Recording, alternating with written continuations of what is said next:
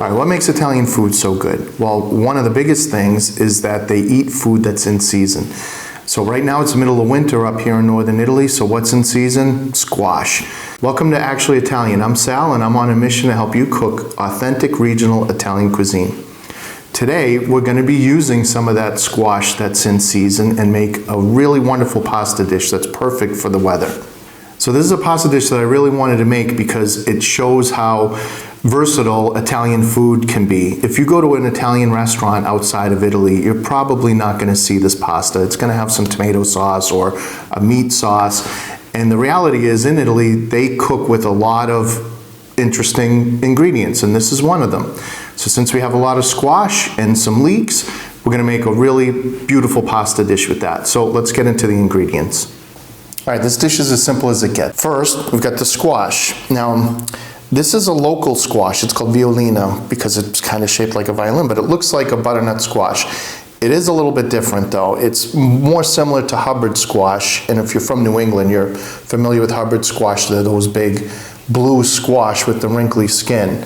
So you can see that it more closely resembles that type of squash on the outside. So the squash itself is really sweet, it's nutty, it's rich, and it has a very creamy texture. You can use any squash that you like. If you've got butternut squash, just use that. If you have Hubbard, then that would be great. Acorn squash, pumpkin, whatever's seasonal, whatever's local to you, that's the key thing to use. I'm gonna cut this into cubes, and that way it'll cook more evenly. Then we've got speck. This is another really essential ingredient in this. Unless you're vegetarian, you can leave this out, and then you've got a totally vegetarian, even vegan dish actually. Speck is just like prosciutto. It's from the back leg of the pig. It's seasoned in salt, cured in salt, and then it's hung up to dry. The difference between this and prosciutto, though, is that when they salt it, they also add herbs like juniper and some black pepper, and it's smoked when they hang it up. So it's much more dense and has a much different flavor than prosciutto. But you can see it looks just like prosciutto there. It's just a little bit darker. Now I'm gonna just cut this up into little kind of strips like this, but you can cut it any way you like. Extra bonus tip, this skin here on the speck, do not throw that away. This is perfect for soups. You throw it in a soup and it flavors it up, and then you take it out. So this is something that you should definitely keep. Speck may not be very easy for you to find. If you have an Italian grocer around, then perfect. If you don't, then check out Whole Foods. Even online, maybe you could find it. In fact, I'll leave a link to some speck that you can get on Amazon or someplace like that in the description below. If you don't have speck around and you do have pancetta, you can use that too. That's a good substitute, especially if it's smoked pancetta. Now, another thing that's very in season right now are leeks. We've got tons of leeks coming right now. So you can use onion for this if you want, but since we have so much leek around, and I really love that kind of floral, fragrant flavor of it, we're gonna use leeks here. And then just a little bit of sage, just for some flavoring. So we're gonna head over to the stove and get cooking. Okay, we're gonna start with a heavy bottom pan over a medium heat, and just get a little bit of olive oil in there to get started. We'll add the leeks and the speck at the same time. Now, if you're using pancetta, you'll want to put the pancetta in first because you need to render the fat out.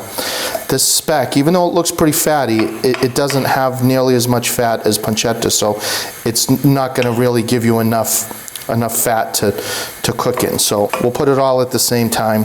This will also help flavor the leeks pretty well with that nice smoky and kind of rich pork flavor. I would also add some salt at this point normally because I want to sweat these leeks, but this speck is really salty, so I don't want to add any salt until kind of close to the end of the cooking, so that way I don't end up with something that's too salty. So we're gonna let this cook for probably 5-7 minutes, and then we'll come back and we'll put the squash in. And it's been a few minutes, and you can see we're getting some color on the leeks and getting some of that fondo down the bottom there between the the speck cooking and just the sugars and the leeks coming out. So it's sticking to the bottom a little bit.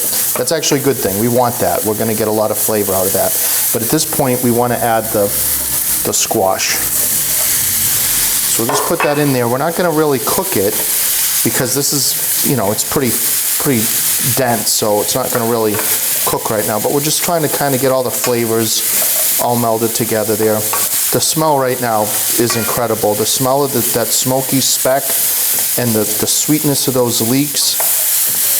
Speck, bacon, pancetta, it just pairs really well with squash. It's like one of those perfect combinations.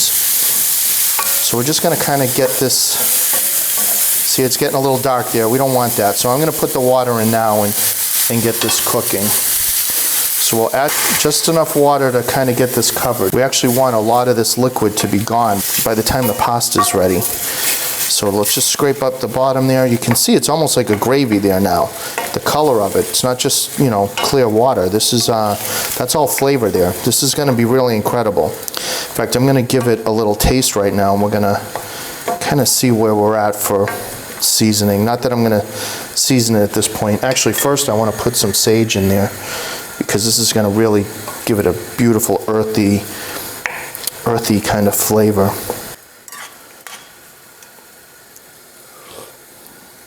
Yeah, that's good. So it is going to need some salt at some point, but again, we're going to wait until the end. So we're going to leave this uncovered, and we're going to let this cook for probably 20 minutes. It is going to depend on the squash though. So we're going to check it every few minutes to see where we're at for liquid. We don't want this to get dry, and we'll keep checking the texture of the squash to see how cooked it is every few minutes or so. All right, we're at about the 20-minute mark. Now you can see it is softening, but we're not there yet. So I should have cut these into smaller cubes here to kind of cook in that 20 minutes. Plus this squash is pretty dense. It's denser than the other ones that I've been getting of the same variety. So what I'm going to do is just kind of break them up a little bit. And I'm also going to add more water, because I don't know if you can see, it's starting to evaporate a little bit. And I did add some water earlier too, so definitely keep an eye on the water. We want this covered, but we don't want it like a soup. Okay, it's going. It's going, okay. So we're at almost a half an hour. So what I've been doing is just taking a potato masher and just mashing it up here. Now if you didn't have the speck in here, you could just use a stick blender and just blend it up if you wanted to, but I kind of like it almost chunky like this, kind of rustic. Now as far as the liquid goes, this is basically where we want it to be for a sauce. But we're going to cook it down even a little bit further, because one is that the squash still isn't quite fully cooked. It still has a little bit of a green taste to it. But also we're going to add the pasta cooking water to it. So we don't want it to be loose like this when we add the pasta water. We want it to be a little bit tighter. So this is going to cook for probably about another 3 minutes. So with this particular squash and the way that I cut it, it was a half an hour for the sauce. So before the sauce is done, you can get the pasta going. Now we're going to use a short pasta here. Any short pasta is fine. These are called sedinini, which is Italian for little celery. But penne would work, really anything you like, as long as it's kind of a short pasta. So we're going to put this in, and we're going to cook it until it's 1 minute from being al dente. If you're unsure what a minute before it's done means, just look at the box.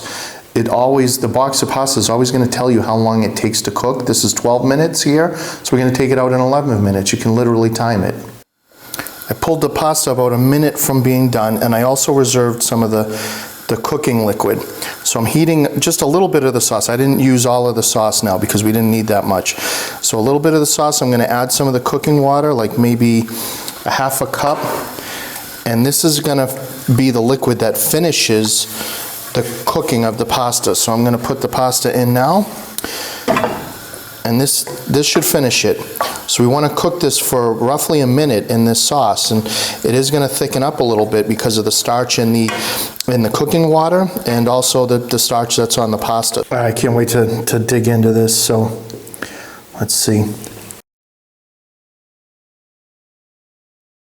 What I love about this dish is that it's something different. This is not your ordinary pasta. And it shows that you can make pasta sauce out of really anything. I mean, whatever you have around is going to make a great pasta sauce if you treat it right. So this is really good. It's a perfect winter dish. We've got the creaminess of that squash.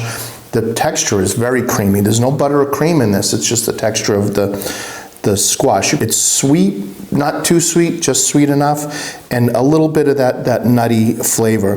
Then you get that umami from the Speck, and it's awesome. They really work well together. Now, if you want the recipe, I've got a link to a printable recipe in the description, so make sure you head down there and go get that. Stay tuned for more seasonal recipes like this and some real authentic Italian cuisine. We'll see you next time.